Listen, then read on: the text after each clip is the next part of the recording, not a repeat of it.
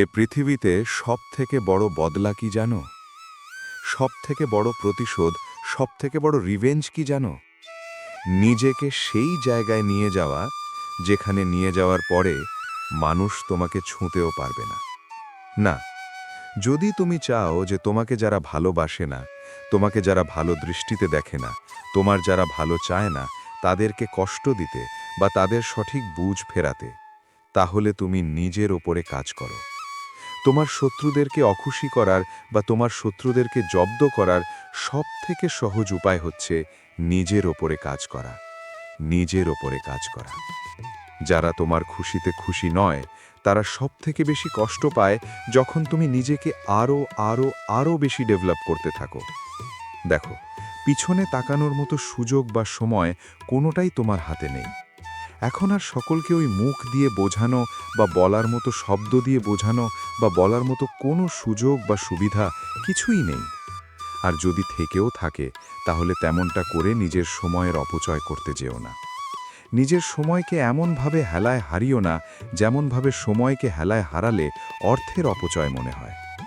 কারণ সময়ের থেকে বড় কোনো সম্পদ নেই, সময়ের থেকে বড় কোনো অ্যাসেট নেই। শুধুমাত্র এই সময়কে কাজে লাগিয়েই তুমি এই পৃথিবীতে নিজেকে অনেক ভ্যালুয়েবল, অনেক পাওয়ারফুল ব্যক্তি বানাতে পারো।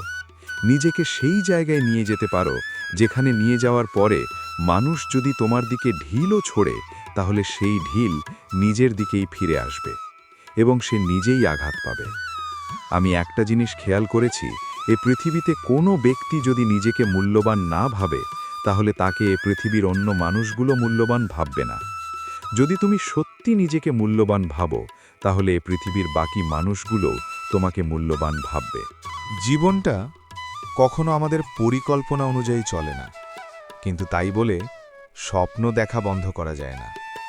বানাতে চাও, যদি তুমি সত্যি অন্য মানুষগুলোর মাঝে নিজেকে একটু ইউনিক, একটু আলাদা বানাতে চাও, যদি তুমি ভিড়ের মধ্যে থেকেও ভিড়ের থেকে আলাদা হতে চাও, তাহলে প্রথমে নিজের সেই আত্মবিশ্বাস, সেই কনফিডেন্স আনতে হবে। নিজের সাথে তেমনটা ব্যবহার করতে হবে যেমনটা তুমি হতে চাও। তেমন জীবন রিয়েলাইজ করতে হবে, উপলব্ধি করতে হবে। যেমন জীবন তুমি কাটাতে চাও, যেমন জায়গায় তুমি পৌঁছতে চাও।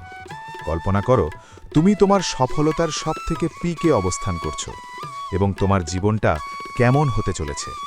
তোমার প্রতি মানুষের ধারণাগুলো কেমন হতে চলেছে এবং তেমনভাবে নিজেকে অনুভব করো। যখন এগুলো করবে না, অটোমেটিকলি তোমার আত্মবিশ্বাস বাড়তে থাকবে, তোমার কনফিডেন্স বুস্ট হতে থাকবে। আর কোনো মানুষের আত্মবিশ্বাস থাকাটা কতটা জরুরি, কনফিডেন্স থাকাটা কতটা জরুরি, সেটা তোমাকে নতুন করে ব্যাখ্যা করার আশা করি কোনো প্রয়োজন নেই। যে মানুষ নিজের উপরে বিশ্বাস রাখবে না, এমনটা ভাববে না যে আমি অনেক কিছু করতে পারি বা করতে পারবো, তাকে পৃথিবীর মানুষও বিশ্বাস করবে না এবং এমনটা বলবে না যে তুমি অনেক কিছু করতে পারো বা করতে পারবে।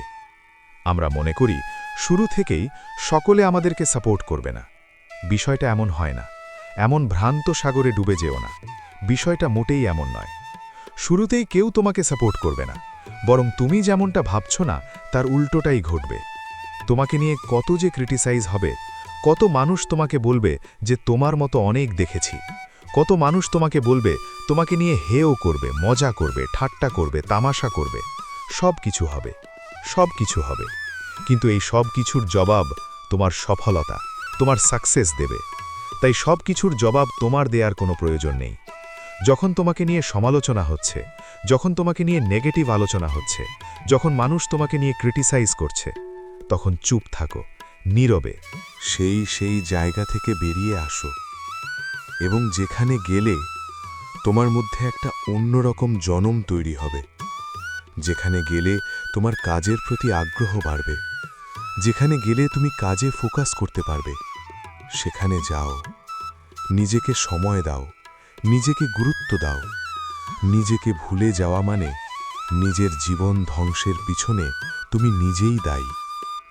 পৃথিবীতে যাই হয়ে যাক, ঝড়, বন্যা, বাদলা, বৃষ্টি, ভূমিধস, ভূমিকম্প যাই হয়ে যাক না কেন, নিজের কাজের প্রতি অটুট থাকো।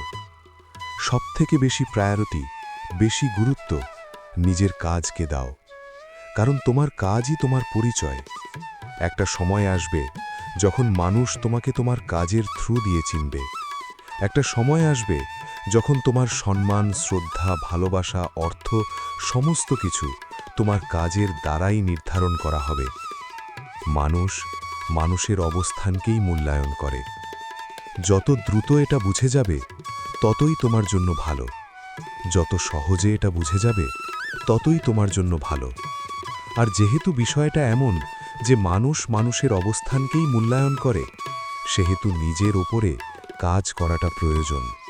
সেহেতু নিজেকে এমন জায়গায় নিয়ে যাওয়াটা প্রয়োজন, নিজেকে এমন বানানোটা প্রয়োজন যে মানুষ তোমার কাছে যাতে নত হয়।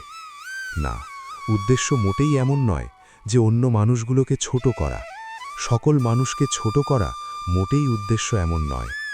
উদ্দেশ্য এমন যে যারা তোমার ভালো চাইতো না, যারা তোমার উপরে বিশ্বাস রাখত না, যারা তোমার পিছনে তোমার সমালোচনা করে বেড়াতো, যারা বলতো তোমার দ্বারা কিছু হবে না, যারা তোমাকে নিয়ে ক্রিটিসাইজ করত, তাদের প্রশ্নের জবাব দেয়া।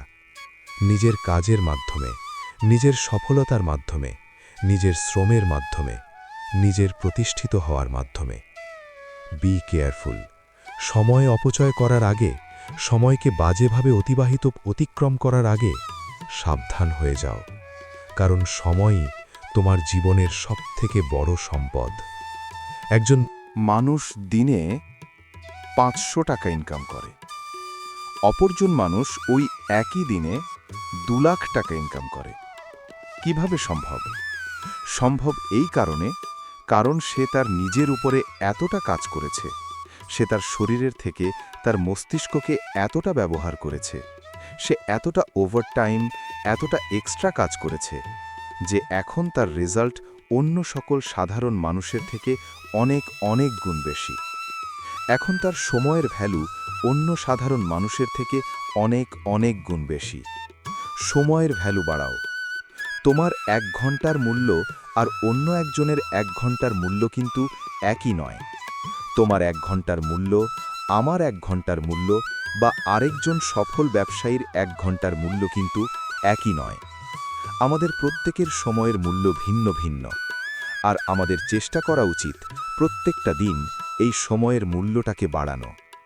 একটা ঘন্টায় যে তোমার কাছে কতটা মূল্যবান, এটা নির্ভর করছে তুমি কি কাজের সাথে যুক্ত আছো। অর্থাৎ ঘুরে ফিরে সমস্ত কিছু তোমার কাজের সাথেই অ্যাটাচ হয়েছে। তাই নিজের কাজকে ভালোবাসো, নিজের কাজকে ভালোবাসার অভ্যাস তৈরি করো। নিজের জীবন যেভাবে কাটানো উচিত সেভাবে কাটানোর চেষ্টা করো। সফলতাকে নিজের জীবনের অংশ বানানোর সর্বোচ্চ চেষ্টা করো। দেখুন, এমনটা তো নয় যে আপনার কাছে সুযোগ নেই, আপনার কাছে সুবিধা নেই। সুযোগ সুবিধা দুটোই আপনার কাছে আছে। হ্যাঁ, আপনি মনে করেন যে আমার কাছে এটা নেই, সেটা নেই, এগুলো অজুহাত ছাড়া কিছুই নয়। সবাই শূন্য থেকেই শুরু করে। সবাই যখন শুরু করেছিল, যাদের কাজ সফল মনে করছেন, যাদের কাজ বিশাল বড় বড় জায়গায় দেখছেন, তারা যখন শুরু করেছিল হয়তোবা আপনার থেকেও খারাপ পর্যায়, আপনার থেকেও খারাপ অবস্থান, খারাপ সিচুয়েশন থেকে শুরু করেছিল। সো অভিযোগ করার কিছু নেই। অভিযোগ করে আসলে কোনো সমস্যার সমাধান পার হয় না, বরং অভিযোগ করে অলসতাকে বাড়ানো যায়। আমরা অভিযোগ করি প্রোকাস্টিনেট করার জন্য। প্রোকাস্টিনেট মানে আজ নয় কাল, কাল নয় পরশু, এটা এসে যাবে, তারপর এটা হয়ে যাবে, তারপর। এমনটা হয় না। এমনটা যদি করতে থাকো না, সারা জীবন কেটে যাবে, কিন্তু তোমার জীবনে কোনো পরিবর্তন আসবে না। মানুষ প্রশংসার ভিখারি, মানুষ সম্মানের ভিখারি, মানুষ শ্রদ্ধার ভিখারি, মানুষ ভালোবাসার ভিখারি। মানুষ এগুলো চায়, প্রত্যেকটা মানুষই চায়। আর যদি তুমি এগুলোর সাথে নিজের জীবনকে কাটাতে চাও, যদি চাও মানুষ তোমার প্রশংসা করুক, তোমার সম্মান করুক, তোমাকে শ্রদ্ধা করুক, তোমাকে ভালোবাসুক, তোমাকে গুরুত্ব দিক, তাহলে তোমাকে কিছু না কিছু করে দেখাতে হবে। নিজের উপরে কাজ করতেই হবে, সময়ের সঠিক ব্যবহার করতেই হবে, প্রতিনিয়ত চেষ্টা করতে হবে। চেষ্টার থেকে বড় এক্সট্রা করতে হবে। অন্যরা যতটা করছে তার থেকে বেশি করাটা প্রয়োজন যদি বেশি রেজাল্টের আশা করো। আমরা কম কম মেহনতে বেশি রেজাল্টের আশা করি। এটাই তো সবথেকে বড় ভুল। এখানেই তো ডিমোটিভেশন বা ডিপ্রেশন চলে আসে। এখান থেকেই তো ডিপ্রেশনের জন্ম হয়, হতাশা জন্ম নেয়। কেন বেশি রেজাল্টের আশা করব? কত দিন ধরে আমরা চেষ্টা করছি, কত মানুষ কত বছর কতটা দিন ধরে চেষ্টা করছে, তারপরে রেজাল্ট আসছে। রেজাল্ট যে একদিনে আসবে বিষয়টা তো এমন নয়। তুমি যদি চাও সেরকমভাবে নিজের জীবনকে কাটাতে, তাহলে একদিনে আসবে না। তুমি যদি ইনস্ট্যান্ট রেজাল্ট চাও, তাহলে তোমার সেই গ্রোথটা পাবে না। সো রেজাল্ট আসতে কখনো কখনো দেরি হবে, কখনো কখনো সময় লাগবে, কখনো কখনো ধাপে ধাপে এগোতে হবে। কিন্তু নিজের লক্ষ্য, নিজের টার্গেট সেই বড় পর্যায়ে রেখে দিতে হবে। ধাপে ধাপে ছোট ছোট অংশে ভাগ করে নিতে হবে নিজের সফলতা, নিজের সাকসেসের আনন্দকে। এইভাবে নিজের জীবনটাকে, নিজের ক্যারিয়ারটাকে, নিজের কর্মক্ষেত্রটাকে স্মুথ করতে হবে। এইভাবেই প্রতিনিয়ত নিজেকে একটু একটু করে এগিয়ে নিয়ে যেতে হবে। কোন পথে যাওয়া উচিত, কেমনভাবে কাটানো উচিত। সো ব্যর্থতা আসুক, ব্যর্থতা থেকে শেখো। ব্যর্থতা আসবে যখন স্বপ্ন বড় থাকবে, যখন লক্ষ্য বড় থাকবে, যখন উদ্দেশ্য বড় থাকবে, তখন অনেকগুলো ছোট ছোট ব্যর্থতার মুখোমুখি তোমাকে হতে হবে। সেগুলোর জন্য নিজেকে প্রিপেয়ার রাখো, নিজেকে প্রস্তুত রাখো। মানসিকভাবে, শারীরিকভাবে, সবভাবে নিজেকে প্রস্তুত রাখো। তুমি আলাদা, এমনটা নিজের মাথায় ঢুকিয়ে নাও যে তুমি আর 10টা মানুষের থেকে আলাদা। তুমি এ ভিড়ের অংশ নাও। সকলে তোমাকে যেমনটা ভাবে, তুমি তার থেকে একটু হলেও আলাদা। তুমি তোমার মতো, তোমার সাথে কারো তুলনা চলে না। তুমি তোমার জীবনকে সেই জায়গায় নিয়ে যেতে চাও যেই জায়গায় নিয়ে গেলে তোমার নাম একটা ব্র্যান্ড তৈরি হয়। সো এত কিছু বলছি তার প্রধান কারণ হচ্ছে মানুষের নেগেটিভ কথার মধ্যে যেন হারিয়ে যেও না। মানুষের নেগেটিভ বলা কথাগুলোর মধ্যে যেন ডুবে যেও না, যেন নিজেকে হারিয়ে ফেলো না। Be careful. আমাদের মন এবং মস্তিষ্ক কিন্তু সবসময় আরাম চায়। এরা কিন্তু পরিশ্রম করতে রাজি নয়, এরা কিন্তু এক্সট্রা এফর্ট দিতে রাজি নয়। এরা কিন্তু আপনাকে বলবে যে আজকের দিনটা থাক। এরা কিন্তু আপনাকে বোঝাবে যে এখন একটু বিশ্রাম নেওয়া যাক। এই সব কিছুর মধ্য দিয়ে নিজেকে বোঝাতে হবে যে না, আরেকটু চেষ্টা করা যাক, আরেকটু পরিশ্রম করা যাক, আর 1 ঘন্টা, আর আধা ঘন্টা, এইভাবে নিজেকে পুশ করতে হবে। নিজের প্রোডাক্টিভিটিকে প্রতিনিয়ত বাড়াতে হবে। নিজের মন মস্তিষ্কের বিরুদ্ধে কখনো কখনো যেতে হতে পারে। এটা আমি প্রায়ই বলি, আজও বলছি, নিজের মন মস্তিষ্কের বিরুদ্ধে যেতে হবে। কারণ মন এবং মস্তিষ্ক তোমাকে আরামের দিকে পুশ করবে।